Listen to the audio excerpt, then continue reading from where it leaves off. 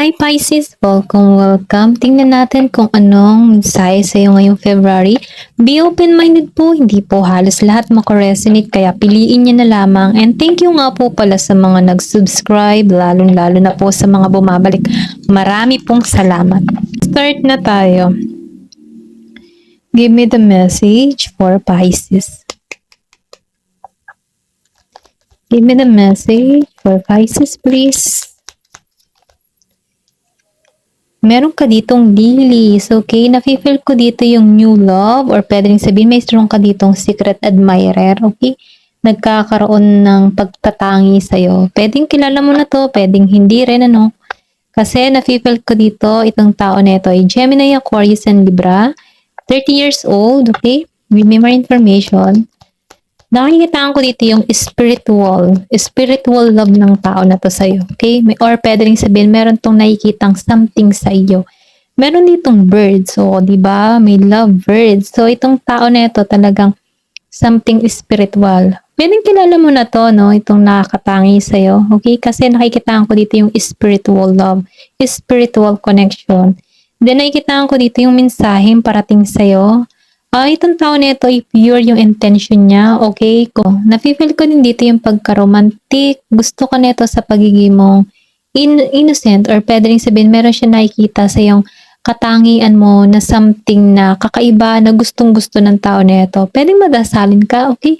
Ito na yung nakikita ko. Nakikitaan ko kasi dito yung soul connection eh. Ito na yung nararamdaman ko dito sa bird. May message. Give me more information. Ano pa yung mensahe sa'yo? Wow, book. So, nakikita ko dito, meron ditong book. So, parang kang open book or pwede rin sabihin na marami kang natutunan sa iyong buhay, marami kang naranasan, na kung saan, ito nagkakaroon ka dito ng karunungan. Ito lang na-feel ko. Kumbaga, abundance ka para sa iyong sarili dahil marami kang karunungan o marami kang natututunan or pwede rin sabihin meron kang mga inaaral para sa iyong pag-unlad. Okay? Ito na yung nararamdaman ko. Then, nakikita ko rin dito, nagugustuhan ka ng tao dahil once na nakakausap mo, nagkakaroon sila ng something na aral para sa'yo. Or pwede rin sabihin na meron kang nasasabi na kung saan nagugustuhan ng tao yung mga sinasabi mo, yung lalim ng iyong pag-iisip, lalim ng iyong mga salita, okay? Doon ka nagugustuhan. Kaya pwede rin sabihin, meron ditong secret, nagugustuhan yung takbo ng kaisipan mo. Ito lang yung nakikita ko dito sa book. Or pwede rin, na-feel ko din dito, yung iba sa inyo, nagiging matagumpay dahil sa karunungan na meron siya. Marami kang ideas na pumapasok sa kaisipan mo. Okay? Or pwede rin naman, kung ikaw man ay isang writer, ito lang yung nararamdaman ko. Give me more information. Ayan. Mountain. Okay, meron ditong mountain. So, nafe-feel ko din dito, sa mountain. Meron ditong mga mensahe or mensaheng parating sa'yo. Nararamdaman ko din dito sa mountain na, alam mo yung tipo na marami kang nalampasang pagsubok sa iyong buhay or marami kang unos, yung iba sa inyo, hindi halos lahat, Pero ganun pa man, kung ano man yung naranasan mo, pagsubok, na pagtatagumpayan mo to. Kumbaga, kahit gaano kalayo, yung mga pangarap mo, nakikita ko dito yung pagiging mong focus na makamit ito. Okay? Ito lang na-feel ko. Then, dahil dito, meron ditong tagumpay or pwede rin sabihin, meron dito kang matutupad na iyong hiling. Okay? Ito lang nararamdaman ko dito sa mountain. Kasi mataas na yung mountain eh. Kumbaga, hindi ka matitibag nino man. Kumbaga, kahit may mga nakaharang sa'yo, hindi ka nawawalan ng pag-asa. Go ka lang ng go, basta nakatuon ka sa goal mo. Ito lang nakikita ko sa mountain, okay? Give me more information. Matatag at matibay ang loob. Ayan.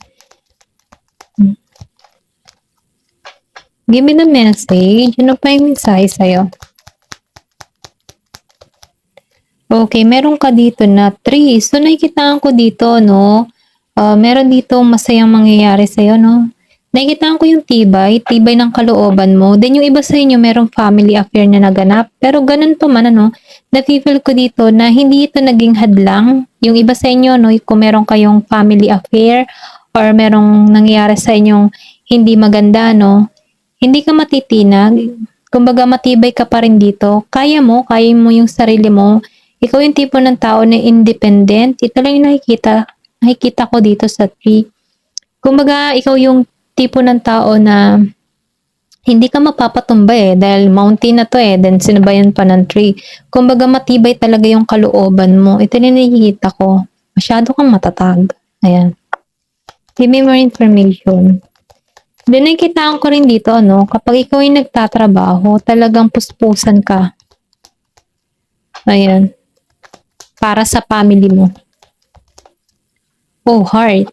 So, nakikitaan ko dito, meron ka ditong big heart. Or sabihin natin, mabuti yung puso mo. Kasi nakikitaan ko dito, yung pagiging mong mabuti dito sa heart. Or pwede rin sabihin, meron ditong new person na parating sa'yo. Meron dito magpapahayag ng kanyang nararamdaman. Kasi nakikita ko dito ang King of Hearts. Okay? Actually, dalawang taong patungo sa'yo Ito yung isa dito, meron ditong soul connection. Then ito naman, divine connection. So, ito yung nafe-feel ko, soul connection and divine connection. Pwedeng isang tao na ito, nandun sa kanyang birth chart, itong Scorpio, Cancer, and Pisces, and Gemini, Aquarius, and Libra. Kung malalaman mo ang kabuuan ng birth chart nito, alam mo kung sino itong tinutukoy ko, okay? Kasi yung birth chart, hindi lang yung zodiac sign niya ang napapaloob dito, okay? 3 sign yun. 3 zodiac sign ang naroon sa birth chart niya. Ayan. Meron ditong heart.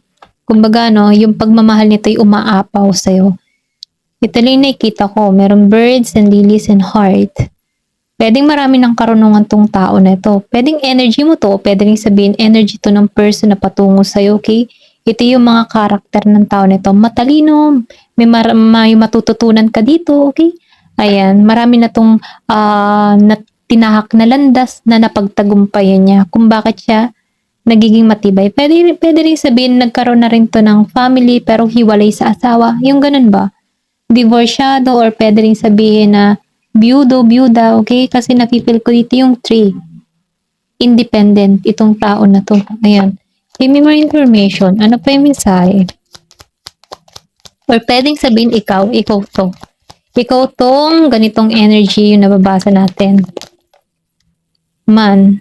So, meron ditong lalaki talagang patungo sa'yo. New love is coming your way. Ito yung nakikita ko dito, man.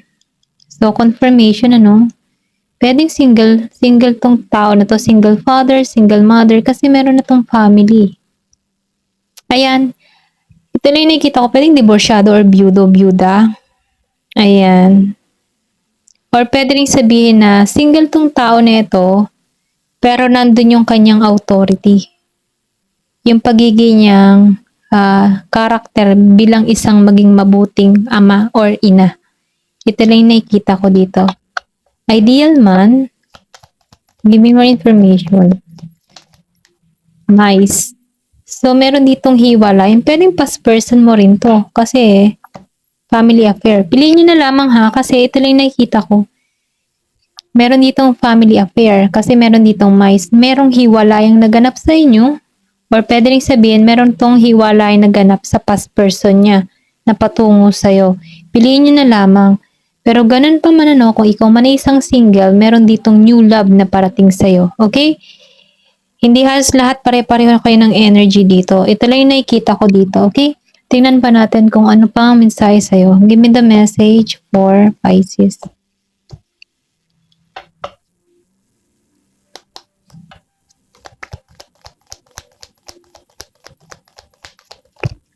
Ayan, tumalsik to. So, crack up. So, meron ditong tao, hindi halos lahat. Meron ngang hiwalay na ganap dito. Gumuho ang mundo nito. Kumbaga, hindi siya naging masaya sa buhay niya. Okay? Meron ganun dito nakaranas ng ganun. Inkpot. Pero ganun pa man, problem resolved. Kumbaga, marami ka man nangyaran ditong kabiguan, problema, natapos ito. Ito lang yung nakikita ko. Give me more information. Wow, lumabas ang clover. Meron ditong swerteng parating sa'yo. Great and good fortune. Merong magandang kapalaran. Then mountain, 'di ba? Dalawang lumabas na mountain. Okay, mountain. Meron ditong good news, mensahe sa'yo, no? So, itong mountain, marami ka mang pagsubok na naranasan dito, pero ganun pa man, ano, nakikitaan ko yung katatagan mo, okay? Kung ikaw man yung tipo ng tao na marami kang pagsubok na kinaharap, meron ditong road ng success para sa'yo, road ng tagumpay, ayan. Give me more information. Wow, mountain talaga. 3 beses na lumabas ang mountain. Ano ba nangyayari dito? So, nakikitaan ko dito, lahat ng challenge na naranasan mo, napagtagumpayan mo to eh. Yung sinabi ko kanina, na-overcome mo yung mga problema na tinahak mo.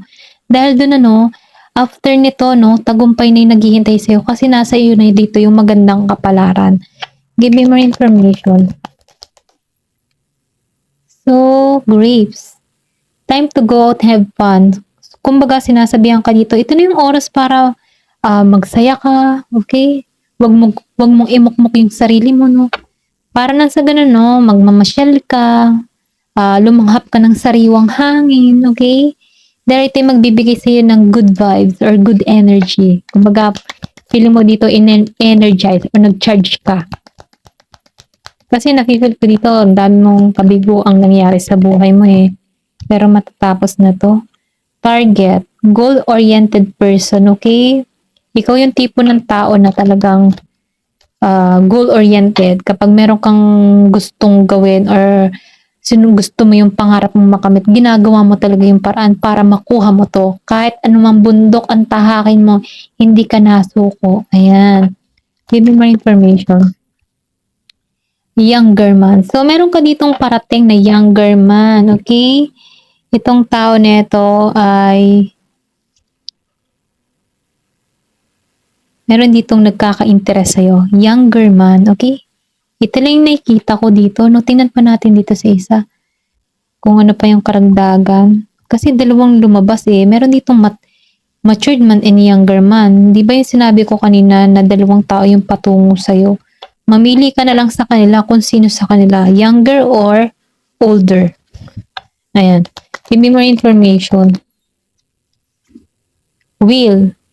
Kumbaga, no, sinasabihan ka dito, no, na ang buhay kasi, sa wheel of fortune kasi, or sa wheel, kumbaga, gulong, ano, para yung, ano eh, minsan nasa baba ka, minsan nasa taas ka. Kumbaga, yung pagtaas, para maging stable yung pagtaas mo, kailangan mo diyan, hindi ka magbago. Kung saan ka galing before, dapat nakatungtong ka pa rin yung paa mo sa papag, or pwede rin sa lupa, no? Kumbaga, kahit ikaw ay umaangat na sa buhay, huwag kang magbabago. Kasi once na nagbabago ka, para yung gulong eh, pwede kang bumalik sa umpisa. Ayan. Give me more information.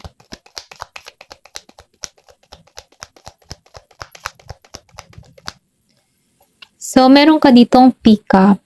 Be great, okay? Meron ditong beware of great pride. Kumbaga, no, kung meron ka man ditong ma-pride ka man tao, or pwede rin sabihin kung meron ka mang nasa paligid mo ma-pride na tao, maging aware ka dito, okay? Give me more information. Pwedeng iwas-iwasan mo muna, no? Meron dito magaganap ngayong July, okay? Give me more information. Yan, meron ditong flag.